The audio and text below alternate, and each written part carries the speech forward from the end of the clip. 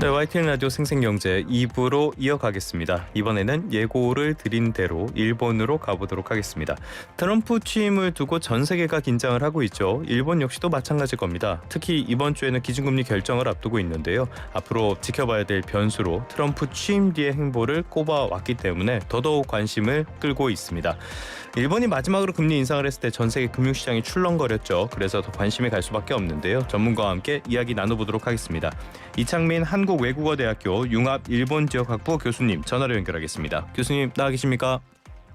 예, 안녕하십니까. 이창민입니다. 예, 안녕하십니까 교수님.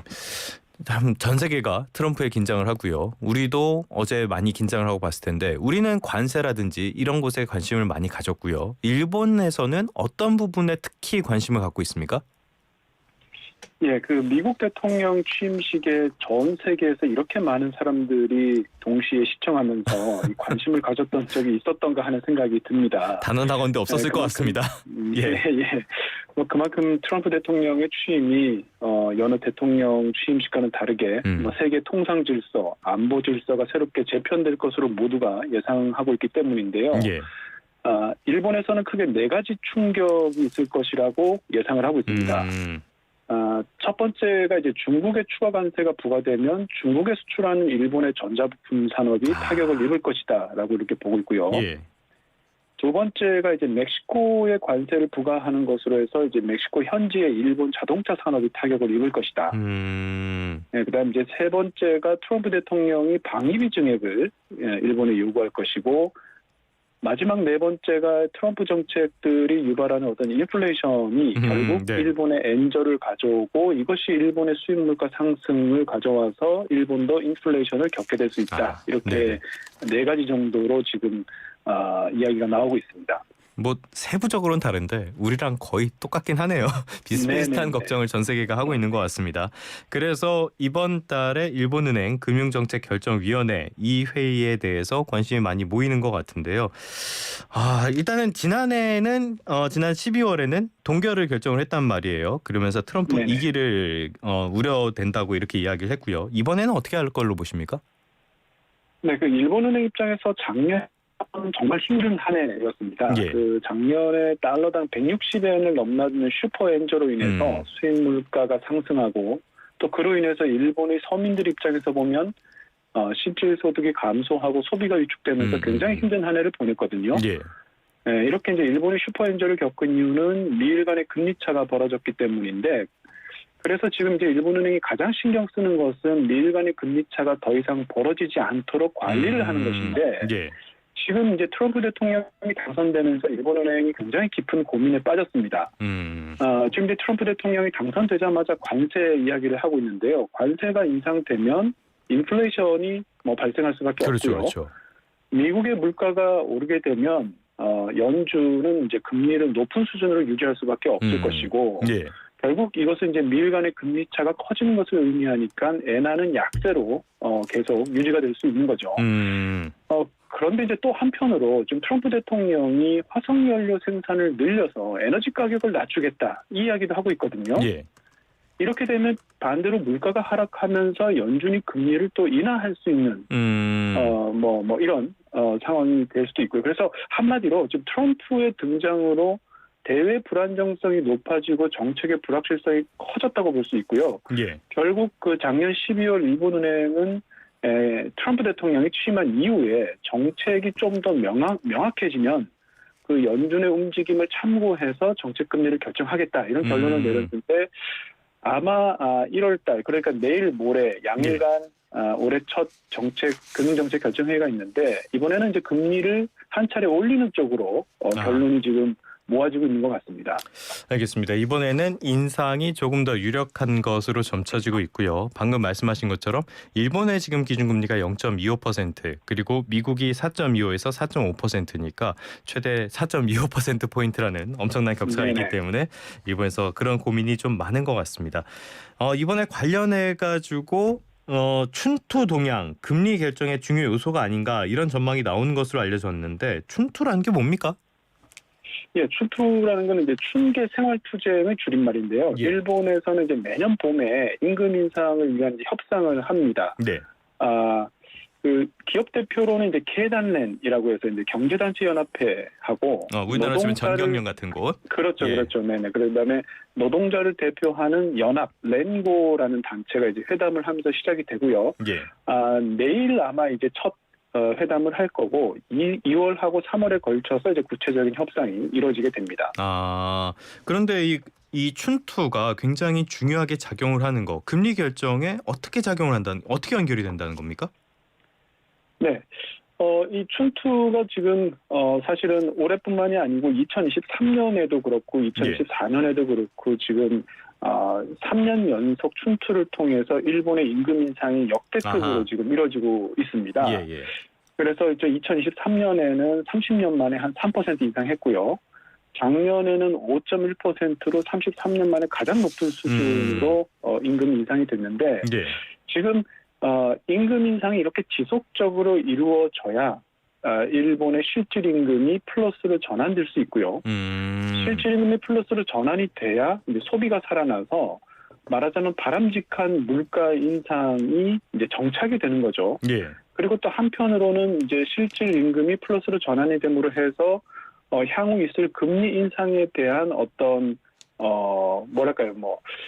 금리 인상을 받아들일 수 있는 그런 여력이 생기기 때문에 지금 일본 은행이 앞으로 1% 전후로 해서 그 정도까지 금리를 올릴 것으로 보고 있는데 어쨌든 지금 실질 소득이 늘어나고 실질 임금이 늘어나서 실질 소득이 늘어나야지만 이런 금리 인상 부분을 또 받아들일 수 있기 때문에 그런 측면에서 지금 이 춘투를 통한 임금 인상은 굉장히 중요한 그런 이슈라고 볼 수 있죠. 근데 실질 임금을 말씀을 해주셨는데 실질 임금이라는 게 임금에다가 물가 상승분 같은 것들을 고려한 그 개념이잖아요. 네네. 그런데 임금을 그렇게 올렸는데도 실질 임금이 아직 플러스가 안 된다는 겁니까? 왜 그런 거예요? 그게 굉장히 사실은 그 미스테리한 현상이다라고 이야기하는 분들이 있는데 사실 이제 원리를 알고 보면 어떻게 보면 간단한데요. 지금 이제 춘투를 통한 임금 인상률이 한 5.1%다. 그런데 물가 상승률은 2%대니까 사실 단순 계산하면은 실질 임금이 플러스가 돼야 되거든요. 그런데 그럼에도 불구하고 실질 임금이 지금 30개월 넘게 마이너스가 이어지고 있는 거는 사실 일본에서 춘투를 할 수 있는 기업들은 대기업이 대부분입니다. 그러니까 노조를 가지고 있어야 되는 거죠. 대부분의 중소기업은 노조가 없어서 춘투의 대상조차 되지 않거든요. 그래서 결국 지금 춘투를 통한 임금 인상, 5% 임금 인상이라는 거는 어떻게 보면 대기업들만의 잔치라고 볼 수도 있고 그래서 중소기업까지 전부 포함을 하면은 여전히 임금 인상은 물가 상승률을 쫓아가고 있지 못한 상태고요. 결국 이제 앞으로 중소기업이 얼만큼 임금 인상을 단행할 수 있을 것인가, 이 부분이 이제 관건이 된다고 할 수 있겠습니다. 금리 문제 하나만 더 짚어볼게요. 작년 7월에 일본은행이 금리 인상을 한 다음에 전 세계 금융시장이 거의 벌벌 떨었잖아요. 무너지기도 하고. 이번에도 같은 일이 발생할 것이다, 이런 우려는 없습니까? 네, 이번에도 일본은행이 금리 인상하게 되면은 엔캐리 청산으로 세계 경제가 요동칠 것이다, 이런 얘기를 하시는 분들도 있습니다만 이번에는 상황이 조금 다를 것이라고 생각이 됩니다. 지난 7월 31일 일본은행 기준금리를 인상했을 때는 동시에 미국의 고용 통계가 악화되는 지표가 발표됐거든요. 그러면서 이제 엔캐리 청산이 확대가 됐고 주가가 폭락하면서 8월 5일에 이제 블랙 먼데이를 야기했습니다. 그러니까요. 근데 이제 지금은 약간 상황이 다른 게 무엇보다도 지난해 7월, 8월경에 청산 가능성이 큰 엔캐리 트레이드 부분은 거의 사실 청산이 됐다라고 보고 있고요. 이미 청산됐다. 네네. 지금 전체 엔캐리 트레이드 잔액 중에서 향후 청산 가능성이 큰 자금 규모를 생각해 보면 이번 금리 인상으로 글로벌 금융시장이 출렁거릴 정도는 아니다라는 생각이 듭니다. 이번에는 걱정을 약간 좀 덜 하셔도 되지 않을까 싶습니다. 자, 트럼프로 다시 한번 돌아가 보도록 할게요. 지금 일본이 보는 트럼프 좀 이야기를 해보려고 하는데, 일본에서는 트럼프 취임 첫날의 행보, 이제는 이튿날도 지났는데요. 이걸 어떻게 해석하고 있습니까? 지금 우리랑 마찬가지로 일본에서도 지금 트럼프 대통령의 말 한마디나 SNS의 문장 하나하나가 전부 뉴스가 되고 있습니다. 지금 가장 큰 뉴스, 일본 국내에서 화제가 되고 있는 건 두 가지인데요. 하나는 손정희 회장, 손마사요시죠. 손정희 회장이 이끄는 소프트뱅크가 오픈 AI하고 오라클하고 세 개 기업이 지금 화이트하우스에서 미국의 AI 개발에 78조 엔, 즉 5천억 달러가 넘는 투자 계획을 발표했습니다. 예. 그래서 이제 일본에서는 이걸 계기로 트럼프 시대도 여전히 돈독한 미일 관계를 유지할 수가 있겠다라는 이제 기대하는 목소리가 있고요. 예. 반대로 이제 우려하는 목소리도 있는데요. 바로 이제 멕시코에 부과된 25% 관세입니다. 네네네. 예, 앞서 말씀드린 것처럼 지금 일본이 트럼프 2.0 시대 가장 우려하는 것 중에 하나가 2월 1일부터 멕시코에 부과된 25%이 관세가 시행되는 것인데요. 이거에 대해서 지금 일본 산업계, 특히 자동차 업계에서 굉장히 큰 우려를 표하고 있습니다. 그쪽에 공장이 많습니까, 일본이? 예. 지금 이제 일본의 이 자동차들은 사실 국내보다는 해외 생산 거점들을 많이 가지고 있는데요. 네네네. 완성차 업체가 멕시코에서 미국에 수출하는 게 연간 한 150만 대 정도 됩니다. 네, 이것뿐만이 아니고 지금 멕시코에는 300개 이상의 일본 자동차 부품 기업들도 같이 들어가 있거든요. 네.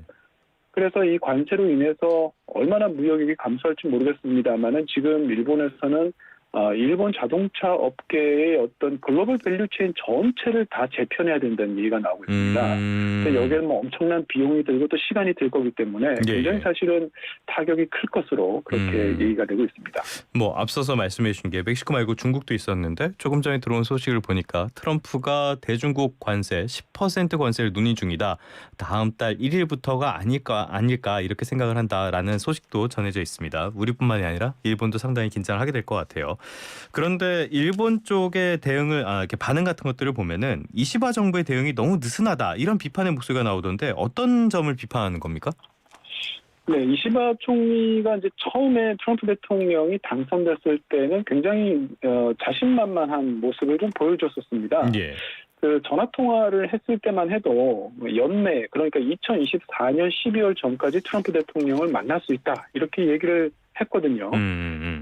그런데 이제 나중에 트럼프 당선인 측에서 취임 전에 외국 정상과는 만나지 않겠다고 이렇게 애둘러서 일본의 어떤 부탁을 좀 거절하는 모습이 연출이 됐습니다. 그래서 이 이시바 총리의 체면이 굉장히 구겨졌고요. 그 이후에도 이제 계속해서 이 트럼프 대통령과 만남을 주선했습니다만 이제 그게 잘 되지 않았고 그런 가운데 지금 손정희 회장이 지금 트럼프 대통령하고 만나면서 투자 계획도 발표하고 지금 일본에서는 손정희 회장과 트럼프 대통령의 투샷이 사진이 굉장히 화제가 되고 있거든요. 결국 지금 일본에서 나오는 얘기는 정치인 100명보다 기업인 1명이 훨씬 낫다는 얘기가 나오고 있어요. 그거는 좀 맞는 것 같습니다. 네네. 그러면서 지금 이시바 총리가 어떻게 보면 사면초가 그리고 인기도 지금 지지율도 30% 초반대까지 떨어졌거든요. 네, 올해 7월에 있을 참의원 선거에서 사실상 어렵지 않나 하는 그런 이야기도 나오고 있습니다. 일본 정부도 좀 타격을 받지 않을까라는 생각이 들고요. US 스틸 문제 한번 짚어보도록 할게요. US 스틸 바이든 행정부에서 불어가 나왔었잖아요. 일본 측에서는 이거 어떻게 받아들이고 있습니까? 트럼프 때 바뀔 가능성도 있는 건가요? 네네. 그 US 스틸 인수 추진 관련해서 조 바이든 미국 대통령이 정말 퇴임 직전에 내각 불어 결정을 내렸죠. 그래서 지금 일본 제철을 포함해서 일본 국내에서는 어떻게 이 동맹국 일본을 이렇게 취급할 수 있느냐 이건 너무 충격적이다라고 하면서 미국 정부를 상대로 소송도 불사하겠다 이런 이야기를 하고는 있습니다. 그렇지만 어차피 바이든 대통령은 퇴임하는 대통령이기 때문에 결국에는 이제 새로 취임하는 트럼프 대통령과 재협상을 통해서 문제를 해결하는 방법이 가장 현실적이다 이런 여론인데요. 그런데 사실 이것도 쉽지 않아 보입니다. 왜냐하면 트럼프 대통령이 후보 시절에 작년 8월인데요. 이런 얘기를 했습니다. 이 70년 전 미국의 가장 위대한 회사가 바로 US 스틸이다. 일본이 US 스틸을 사지 못하도록 내가 막겠다. 이런 얘기를 했거든요. 그래서 결국 이제 트럼프 대통령하고 재협상을 하더라도 US 스틸을 인수하는 것은 굉장히 전망이 밝지 않다. 어렵지 않을까 이런 예상과 여론이 있습니다. 근데 전반적으로 봤을 때 일본은 대미의 직접 투자액도 크고 트럼프가 제일 문제 삼는 미국의 무역 적자 이것도 일본이 상대적으로 적은 편이라서 일본 정부가 가진 카드 나쁘지 않다는 분석도 나오는데 교수님께서는 어떻게 보십니까? 예, 그 말씀하신 것처럼 미국 입장에서 가장 무역 적자를 입히는 나라, 반대로 얘기하면 미국을 상대로 물건을 가장 많이 파는 나라가 중국하고 멕시코입니다. 예, 1위, 예, 예. 2위인데요. 예. 그래서 우선 이 나라들에 대해서 보유 관세를 부과하겠다고 발표를 한 거고요. 일본 같은 경우는 생각보다 미국에 대한 무역 흑자 규모가 그렇게 크지 않습니다. 특히 이제 작년 상반기에 한국과 일본의 대미국 무역 흑자액의 순위가 뒤바뀌었어요. 네네네. 네, 그렇죠. 그동안은 일본 순위가 우리보다 한국 높았는데 작년 상반기에는 한국이 6위고 일본이 7위가 됐습니다. 결국 이제 미국의 수출이 잘 안 됐다는 얘기인데 이게 이제 어떻게 보면 전화위복이 돼서 일본 입장에서는 그렇네요. 오히려 협상력을 키울 수 있는 좋은 카드가 하나가 됐고요. 또 말씀하신 것처럼 일본의 대미 직접 투자 규모도 굉장히 크기 때문에 일본 기업들이 미국의 고용 창출에 상당한 기여를 하고 있다. 이걸 지금 트럼프와의 협상 때 계속 강조할 것으로 지금 보이고요. 앞서 말씀드렸던 손정희 회장의 소프트뱅크. 예. 이번에 미국 AI 투자로 약 미국에서 10만 명 이상의 고용 효과가 있을 것으로 추산되고 있거든요. 예. 그래서 이제 일본 입장에서는 쓸 수 있는 카드를 하나둘 차곡차곡 지금 쌓아가고 있다. 이런 생각이 듭니다. 알겠습니다. 트럼프가 워낙 동맹이고 친구고 이런 거 없이 그냥 이익 우선주의 이런 분이라서 많은 그 협상에 어떤 도구들을 찾아보는 움직임이 전 세계적으로 관측되는 것 같습니다. 지금까지 이창민 한국외국어대학교 융합 일본 지역 학부 교수님과 함께 일본의 기준금리부터 트럼프 대응까지 다양한 내용들 살펴봤습니다. 오늘 말씀 고맙습니다. 네, 감사합니다.